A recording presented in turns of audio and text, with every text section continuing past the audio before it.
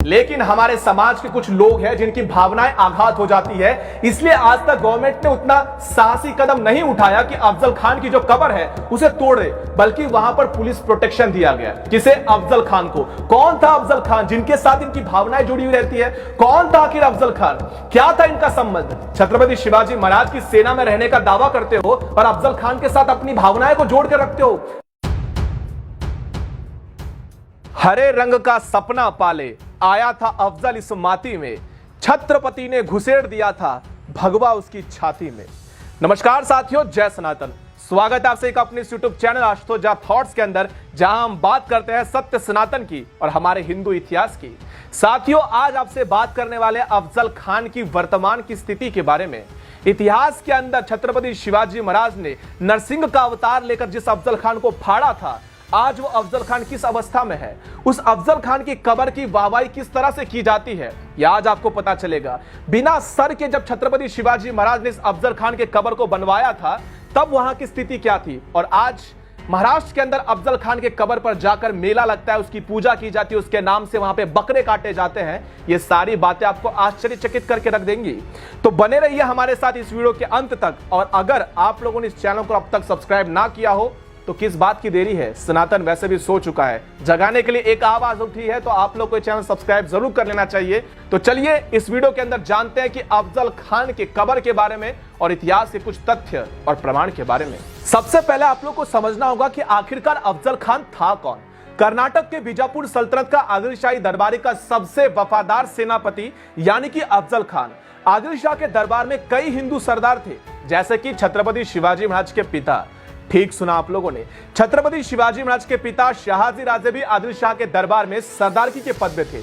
इतना ही नहीं, छत्रपति शिवाजी महाराज के बड़े भाई, आप लोग को शायद पता नहीं होगा, लेकिन छत्रपति शिवाजी महाराज का बड़े भाई थे जिनका नाम था संभाजी, और इन्हीं के नाम से छत्रपति शिवाजी महाराज ने अपने पुत्र का नाम भी संभाजी राजे रखा था।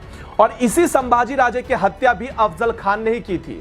1654 के अंदर कनकगिरी के युद्ध में अफजल खान ने संभाजी राजे के साथ इस मुहिम को फतेह किया, लेकिन इस मुहिम के अंदर उसने धोखाधड़ी के साथ संभाजी राजे को तोप से उड़वा दिया था। और यह वही अफजल खान था जिसने बाजी घोरपड़ा के साथ मिलकर छत्रपति शिवाजी महाराज के पिता यानी कि शहाजी राजे को भी कैद करके रखा था। और यही अफजल खान अब छत्रपति शिवाजी महाराज को समाप्त करने के लिए आया था।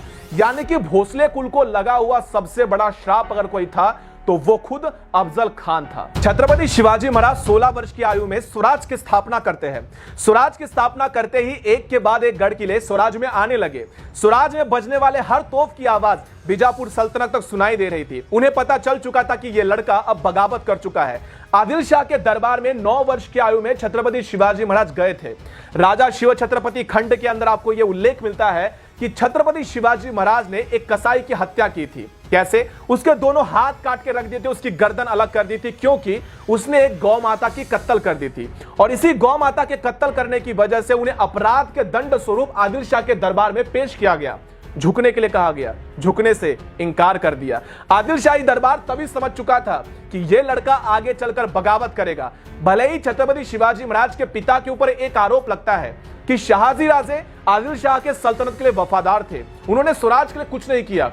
ध्यान से समझिए इस बात को, शहाजी राजे ने एक बार नहीं, 2 बार नहीं, 3 बार स्वराज स्थापना के लिए प्रयत्न किए थे, लेकिन हम लोगों में एकता न होने के कारण छत्रपति शिवाजी महाराज के पिता शहाजी राजे बार बार नाकाम होते रहे।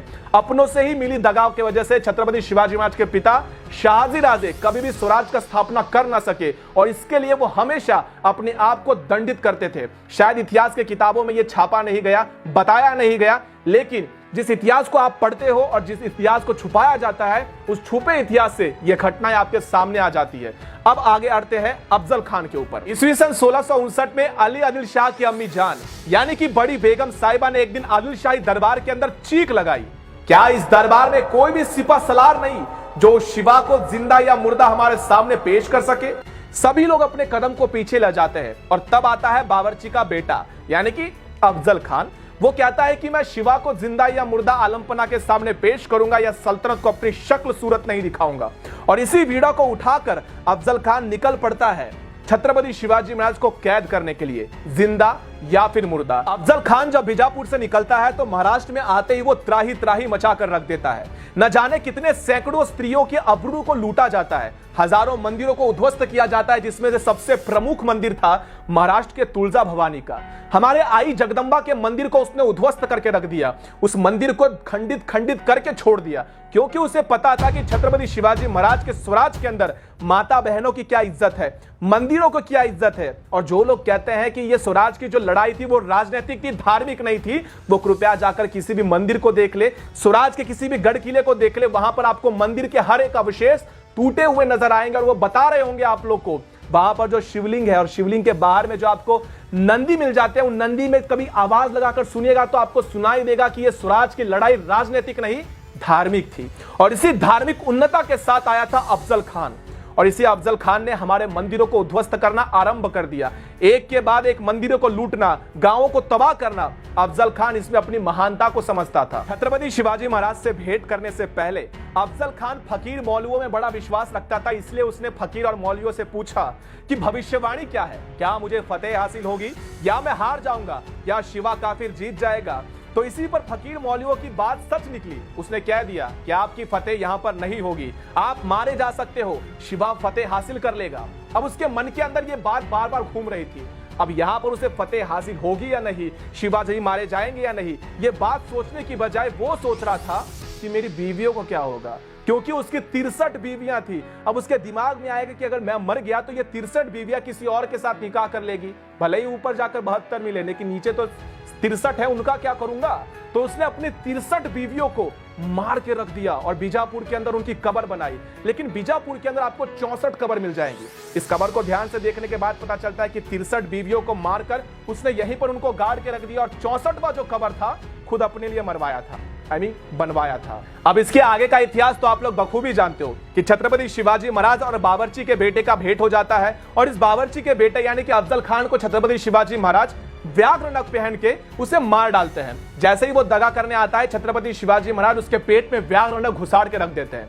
वामपंथी इतिहासकार यहां पर एक त्रुटि दिखाते हैं। वामपंथी इतिहासकार लिखते हैं कि छत्रपति शिवाजी महाराज ने जो व्याघ्र नख पहनी थी वो रुस्तुम जबान नामक एक ने दी थी, ऐसा कहीं पर भी उल्लेख नहीं है।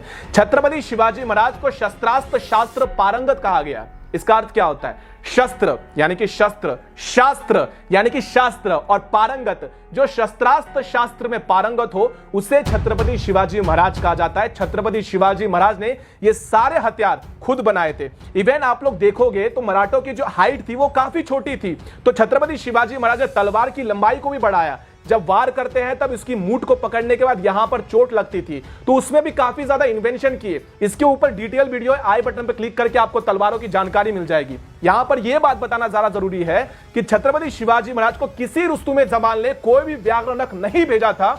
ये केवल वामपंथी इतिहासकारों की देन है जो आप तक पहुंचाया गया। छत्रपति शिवाजी महाराज जब अफजल खान का वध कर देते हैं और प्रतापगढ़ से सब नीचे उतर रहे होते हैं, तभी अचानक पता चलता है कि एक मावड़ा कम है। संभाजी काऊजी कहां रह गया, जो छत्रपति शिवाजी महाराज के अंग रक्षक थे। पीछे से 7 साढ़े 7 लंबाई के संभाजी काऊजी एक हाथ में तलवार और दूसरे हाथ में अफजल खान का मस्तक लेकर आ रहे थे। छत्रपति शिवाजी महाराज ने किया कि इतना बड़ा साहसी कदम क्यों उठाया। तब उन्होंने कहा कि राजे, आपने अफजल खान के पेट के अंदर व्याघ्र नख से मारा था, मुझे लगा इतना बड़ा बकासुर है, मरेगा या नहीं। और वैसे भी मां साहब औ साहब जिजाऊ ने कहा था कि हमारे भेंट के लिए अफजल खान का मस्तक लेते आना, इसीलिए लेकर आ गया। और इसी अफजल खान के इस मस्तक को राजगढ़ के अंदर इस दरवाजे के पास रखकर उसे जला दिया गया था, जहां पर आप मुझे देख सकते हो, मैं वहीं पर खड़ा हूं। सनातन धर्म के अनुसार जब तक शत्रु जीवित होता है तब तक उसके साथ शत्रुता निभाई जाती है, लेकिन एक बार शत्रु मर गया तो उसके साथ, उसके चिता के साथ शत्रु के शत्रुत्व को भी जलाया जाता है। और इसी हिंदू धर्म और सनातन के रक्षक कहे जाने वाले छत्रपति शिवाजी महाराज ने बिना मुंडी वाले इस बावर्ची के बेटे अफजल खान की कब्र जो थी वो प्रतापगढ़ के नीचे बनवाई थी। एक ग्रंथ है जिसका नाम है राजा शिव छत्रपति। ये लिखा है बाबा साहेब पुरंदरे ने। इनको मैं अपना गुरुस्थान मानता हूं। 99 वर्ष की आयु में इनका निधन हो चुका है। इन्होंने एक किताब लिखा जिसके अंदर 2 खंड है, राजा शिव छत्रपति। इसके दूसरे खंड के अंदर 1239 पेज नंबर पर एक पुस्तक का उल्लेख किया है। श्री परबिस ने एक महाबलेश्वर नामक अंग्रेजी किताब लिखी थी। उस पे 144 पेज के अंदर इसका वो फोटो है जो मैं आपको यहां पर दिखा रहा हूं। इस फोटो को ध्यान से देखने के बाद आपको समझ में आएगा कि 4 बांस और उसके ऊपर एक पतरा, केवल इतना ही आकार का वो अफजल खान की कब्र थी। लेकिन आज 2022 के अंदर आपको एक फोटो दिखाता हूं। अब ऐसी स्थिति में अफजल खान जी रहा है और यहां पर उसका मेला भी लगता है, यहां पर कई लोग भी जाते हैं, उसके नाम से बकरे भी काटे जाते हैं, मुझे औलाद हो जाए ऐसी दुआएं भी मांगते हैं। कौन मांगते हैं आपको बखूबी जानते हैं। यहां तक कि महाराष्ट्र गवर्नमेंट ने भी कहा है कि वो जो अफजल खान की कब्र थी वहां पर ऐतिहासिक दृष्टि से जितना बनाया गया था उतना रहने दो और बाकी का जितना भी व्याप के रखा है उसे तोड़ दो। लेकिन हमारे समाज के कुछ लोग हैं जिनकी भावनाएं आघात हो जाती है, इसलिए आज तक गवर्नमेंट ने उतना साहसी कदम नहीं उठाया कि अफजल खान की जो कब्र है उसे तोड़े, बल्कि वहां पर पुलिस प्रोटेक्शन दिया गया। किसे? अफजल खान को। कौन था अफजल खान जिनके साथ इनकी भावनाएं जुड़ी हुई रहती है? कौन था आखिर अफजल खान? क्या था इनका संबंध? छत्रपति शिवाजी महाराज की सेना में रहने का दावा करते हो और अफजल खान के साथ अपनी भावनाएं को जोड़ के रखते हो। आखिरकार ये कैसा इतिहास और कैसी बातें हम लोग को समझाना चाहते हैं? आज भी इस देश के अंदर कुछ ऐसे लोग हैं जो कहते हैं कि घर घर से अफजल निकलेगा, तुम कितने अफजल मारोगे? हर उस घर में घुसकर मारेंगे जिस घर से अफजल निकलेगा। यही बात आज के युवाओं के मन में बैठानी चाहिए कि आपको अपना इतिहास समझना चाहिए।